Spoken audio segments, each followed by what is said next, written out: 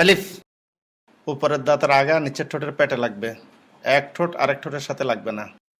আলিফ বা স্বাভাবিক অবস্থায় মুখ যেমন ঠোঁট দুইটা মিলে থাকে, মেলানো ঠোঁট খুলে দিলেই হয়ে যায়। বা তা জিহ্বার আগা উপরের দাঁতের গোড়ায় ভিতর দিয়ে লাগবে, মুখ খুলে দিবে, এক আলিফ পরিমাণ লম্বা হবে। তা থা জিহ্বার আগা উপরের দাঁতের আগায় লাগবে, জিহ্বা এবং দাঁতের ফাঁকে বাতাস বের হবে, এক আলিফ পরিমাণ লম্বা হবে, পাতলা আওয়াজ হবে। থা জিম এ হরফটি বলতে 4 আলিফ পরিমাণ লম্বা হবে, জিহ্বার মাঝখান উপরের তালুতে উঠবে, শক্ত সবল আওয়াজ হবে। জিম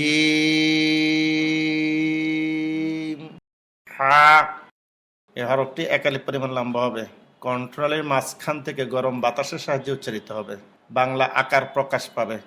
হা খ এ হরফ মোটা উচ্চারিত হবে, বাংলা ক্ষয়ের সাথে আকার প্রকাশ পাবে না। যে হরফগুলি মোটা হয় সেইগুলি বাংলা আকার প্রকাশ পায় না। খ দাল 4 আলিফ লম্বা হবে, স্বাভাবিক উচ্চারণ হবে। দাল রাল 4 আলিফ লম্বা হবে, নরম হবে, জিহ্বার আগা উপরের দাঁতের আগায় লাগবে। রাল র হরফটি জিহ্বার আগার পিঠ উপরের তালুতে লাগবে, মোটা হবে, বাংলা আকার প্রকাশ পাবে না।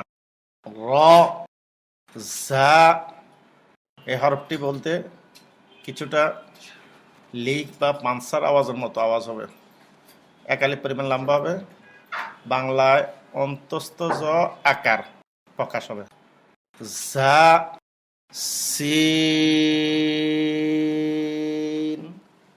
4 আলিফ টানতে হবে, লিক পানসারের আওয়াজ হবে, জিহ্বার আগা নিচের দাঁতের আগায় লাগবে। সিন শিন 4 আলিফ লম্বা হবে, শুরুতে শীষ দেওয়া আওয়াজ হবে। শিন